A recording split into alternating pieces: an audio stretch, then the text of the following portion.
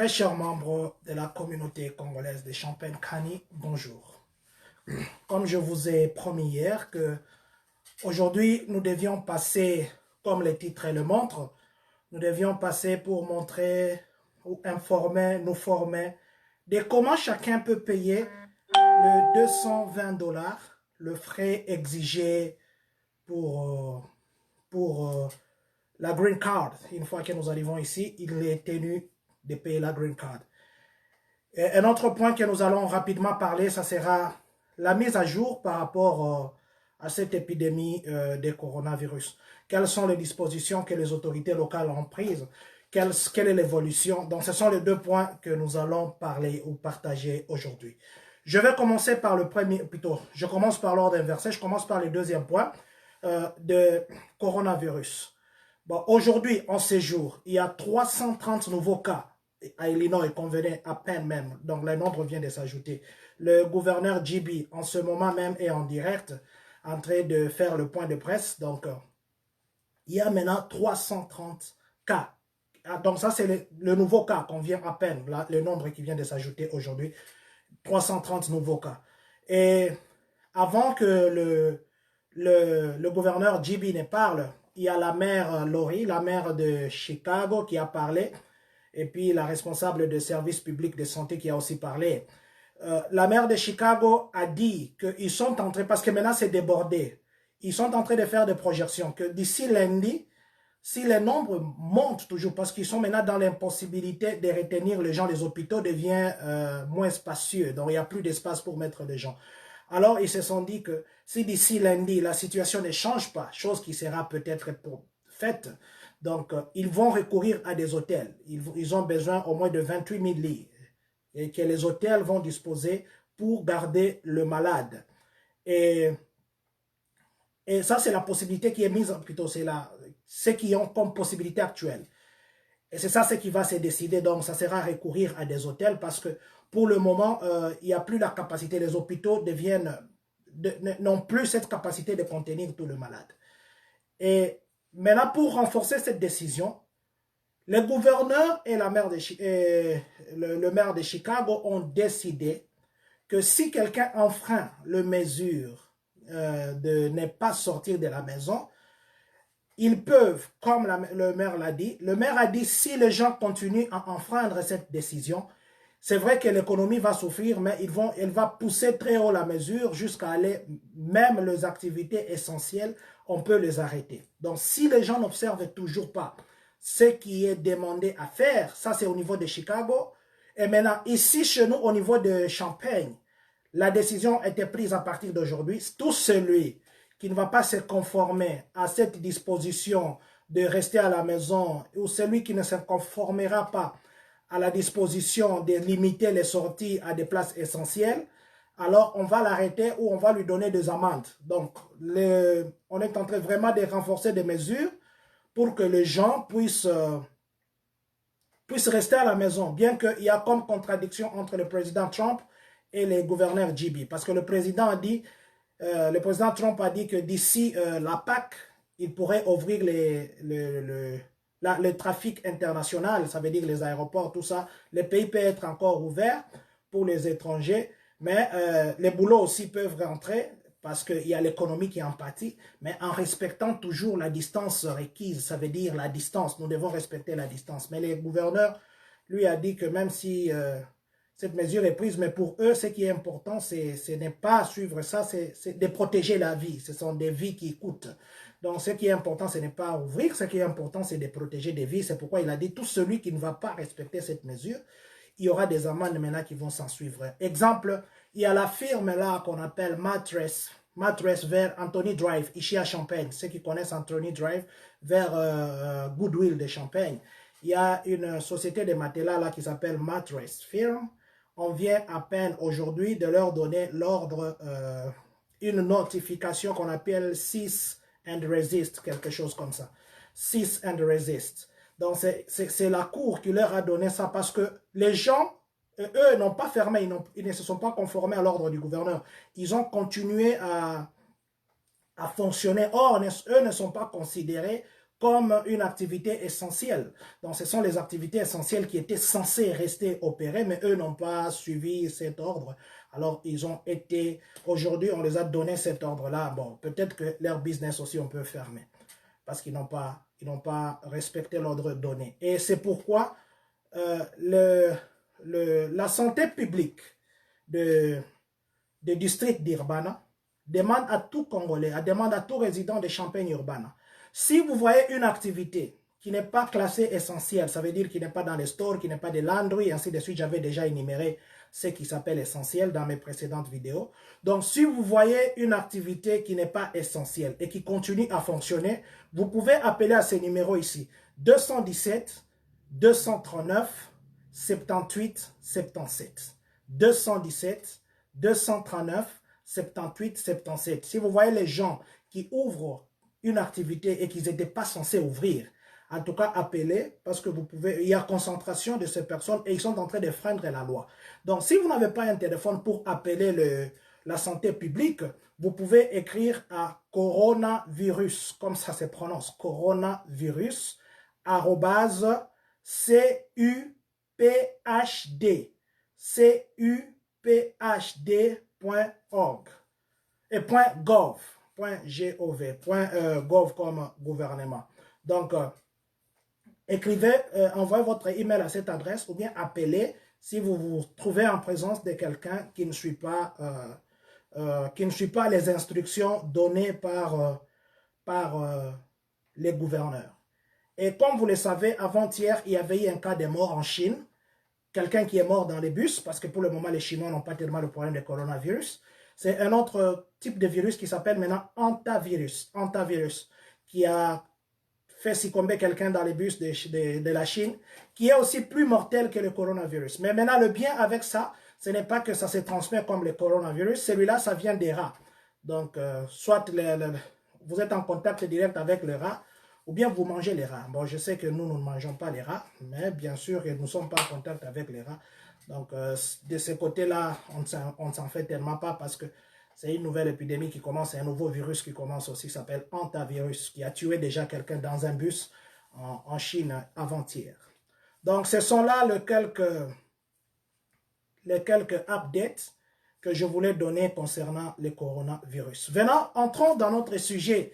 Aujourd'hui, comme j'avais promis que je devais passer pour apprendre comment vous pouvez appliquer pour la Green Card. Comment vous pouvez payer vous-même à la maison le 220 $ de la Green Card. Parce qu'à ce moment, c'est difficile d'aller chercher les gens qui nous aident à appliquer ou qui vous aident à appliquer. Donc, de vous-même à la maison, si vous suivez les étapes que je dis, c'est très facile. C'est quelque chose que vous pouvez faire dans 5 minutes, vous terminez. La première des choses que vous devez avoir, votre passeport. Le passeport qui vous a permis d'entrer. La deuxième chose que vous devez avoir, votre carte bancaire, credit ou debit card. Vous devez avoir ça sur vous. Donc, si vous avez les deux choses, c'est ce qui est d'abord essentiel parce que le paiement, ça va avec les deux informations. Premièrement, vous allez dans la barre de recherche. Vous écrivez myusis.gov-usis-immigrant-fees et puis barre. Je vais répondre lentement pour que vous puissiez comprendre. Vous allez écrire my comme mon, M-Y.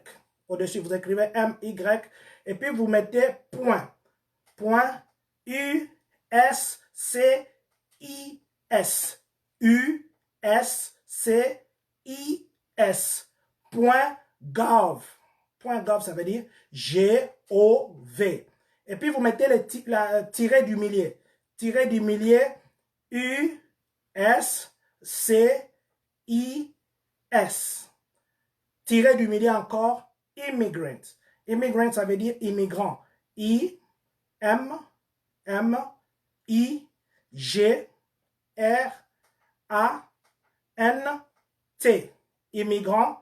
Tiré encore du milieu, vous écrivez fees. Fees en anglais comme frais. F-E-E-S. Et puis vous mettez maintenant barre. Je reprends my.usis.gov-usis. Oh, sorry. USCI. USCI. USCIS. Donc, je vais reprendre seulement tout. my.uscis.gov-immigrant-fees et puis bar. myusis.gov USIS-immigrant-fees. C'est la première démarche. Dès que vous aurez écrit ça, donc je vais reprendre à la fin encore le site. C'est vrai que je me répète pour que vous puissiez bien comprendre, sinon j'aurais écrit. Donc, dès que vous avez écrit ça, vous appuyez sur Entrée. Dès que vous entrez, ça va, vous allez voir la page en bas. Vous allez vers le bas de la page. On a écrit USCIS Immigrant Fees DSS Private Notice Authority Proposed Disclosure Routing Huge. Donc, vous allez voir USCIS Immigrant Fees. Et puis, on va écrire DSS Private Notice Authority Proposed Disclosure Routing.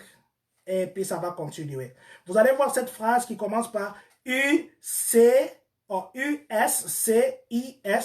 Et puis, on va dire immigrant. Fees comme frais en anglais. Donc, si vous voyez cette phrase, vous allez appuyer là-bas. Dès que vous appuyez sur cette phrase, vous regardez encore en bas de la page qui va s'ouvrir.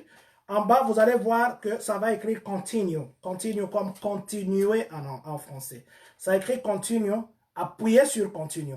Une fois que vous appuyez sur continue, ça va vous donner maintenant une page où vous devez, une page avec des grands rectangles, où vous devez faire entrer votre A, nombre, et puis votre numéro de dossier.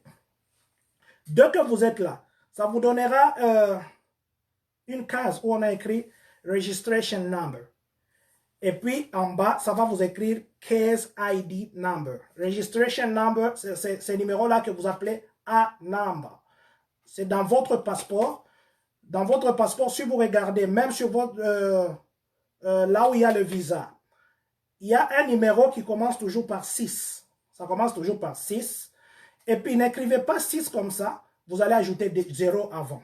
Donc, ce numéro-là qui commence par 6, c'est cela qu'on appelle A-Number. Soit les numéros Alien Number ou les numéros des résidents. C'est votre numéro des résidents qui va aussi se retrouver sur la Green Card. Donc, vous prenez ce numéro qui est dans votre passeport sur votre visa. Ça commence par 6.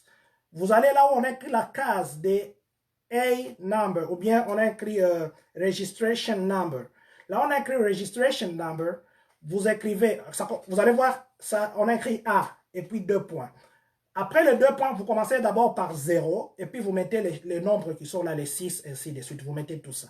Donc, une fois que vous aurez fini avec les Registration Number, vous allez maintenant là où on a écrit Case ID Number. Case ID Number, c'est quoi? Le Case ID Number, c'est celui-là qui commence par l'année, quand vous avez joué la DV. Si vous avez joué en 2010, vous allez voir qu'un nombre commence par 2010, ainsi de suite, AF, ainsi de suite. Et après l'année, il y a des chiffres, et plutôt il y a des lettres. Donc, si vous avez joué en 2015, si vous avez joué en 2020, si vous avez joué avec 2019, donc vous allez voir l'année va commencer. Vous commencez par cette année. Vous écrivez, si c'est 2017 par exemple, 2017, après les chiffres et plutôt les lettres qui suivent, et vous écrivez tout ce qui va suivre. Et maintenant ici, vous n'écrivez pas tout. À la fin, il y a deux chiffres que vous n'allez pas écrire. Vous allez tout écrire, sauf les 2 derniers chiffres.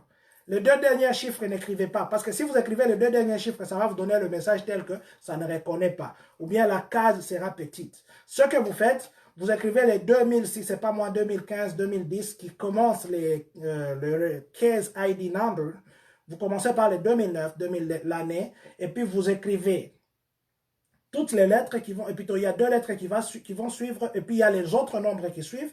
Vous allez répondre tout le nombre, sauf le 2 derniers nombres.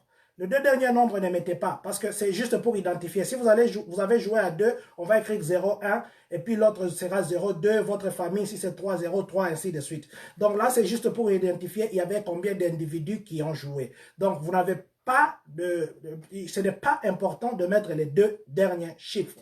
Après, une fois que vous aurez fait ça, vous allez appuyer sur Entrée et ça va vous amener maintenant sur la page où vous allez mettre les informations. Donc, les informations, ça sera simple. Vous allez reprendre votre nom, comme c'est écrit. Vous allez reprendre votre adresse.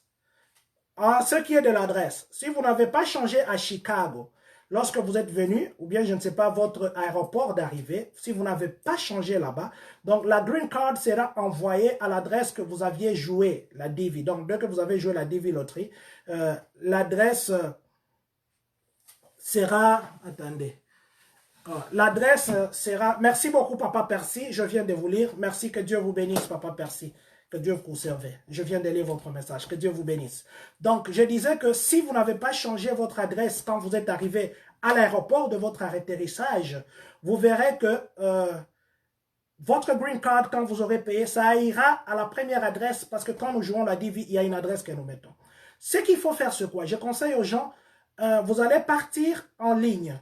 Toujours dans le site de USCIS, donc USCIS. Si vous partez là-bas, vous appuyez, vous allez voir, là on écrit changer l'adresse. Ou bien vous pouvez aller avec la même formule. Au lieu qu'à la fin, vous écrivez fees, vous écrivez change address. Donc, changer l'adresse, change address, et puis vous appuyez, ça vous donnera la possibilité de changer l'adresse. Mais dans ces cas, il faut avoir votre adresse email. Donc, c'est pourquoi je conseille à tout le monde d'utiliser les adresses email, parce qu'ils envoient des informations dans votre adresse. Donc, attendez, c'est comme si j'ai une question, je m'excuse. Madame Mutantu. Oh, merci beaucoup, madame. Merci beaucoup, maman Mutantu. Merci beaucoup des Juliette. Elles disent qu'elles nous suivent des Juliette. Merci beaucoup, maman. Donc, j'étais en train de dire que une fois que vous arrivez, vous devez changer l'adresse à votre aéroport d'arrivée pour que la Green Card que vous allez appliquer après puisse arriver chez vous, là où vous habitez.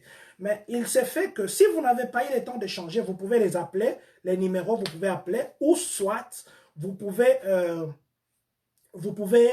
aller en ligne, le même site que j'ai donné, que je vais encore reprendre à la fin ici. Au lieu d'écrire fees à la fin, F-E-E-S, vous allez écrire change address. Une fois que vous écrivez, ça va vous donner la possibilité de changer votre adresse. Vous allez entrer la première adresse et puis l'adresse actuelle. Troisième chose à faire. Une fois que vous êtes là-bas, ça vous donne cette page, les informations, ainsi de suite. Ce n'est pas nécessaire de payer essentiellement avec votre carte. Vous pouvez utiliser la carte de quelqu'un d'autre, mais quand vous entrez les informations, il faudrait entrer les informations telles que reprises sur la carte que vous utilisez pour faire le paiement. Une fois que vous finissez, vous allez appuyer sur Submit. Submit, ça veut dire soumettre. Vous soumettez le paiement va être reçu.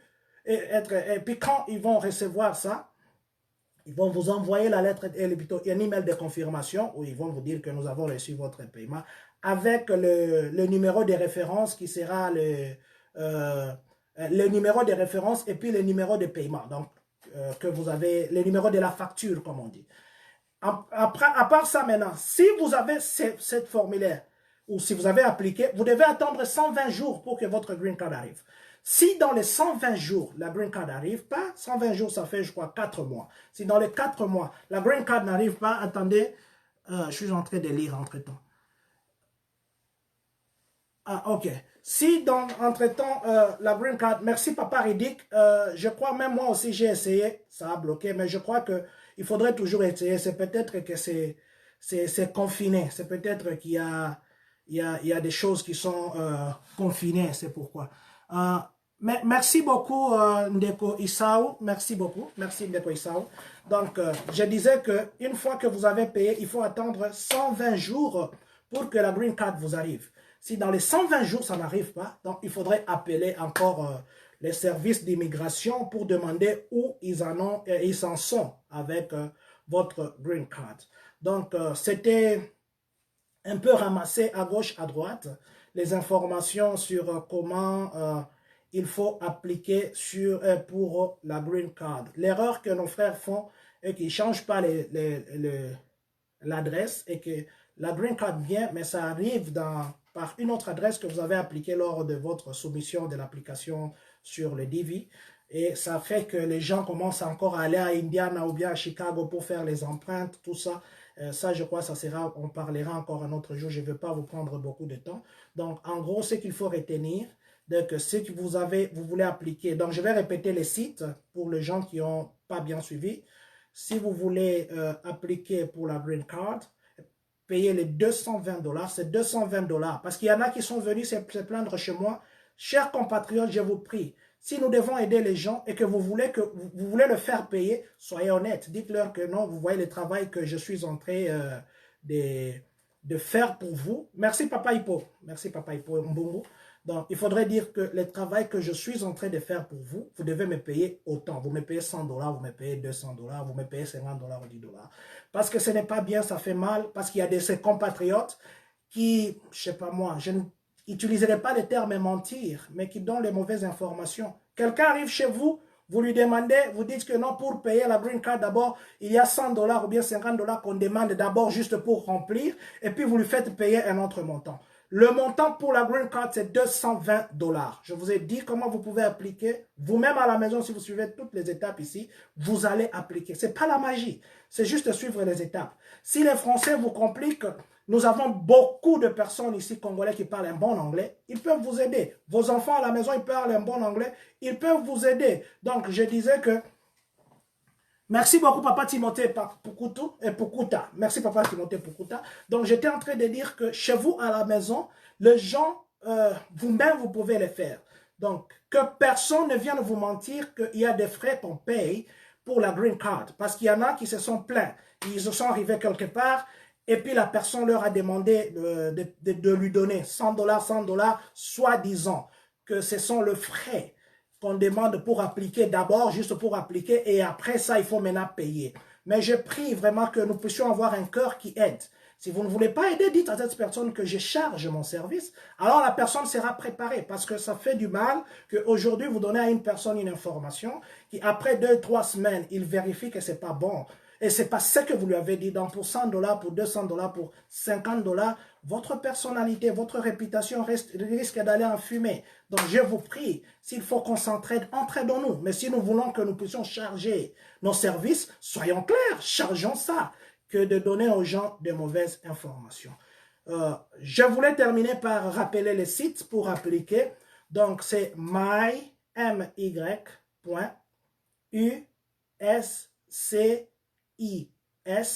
En anglais, c'est USCIS.gov.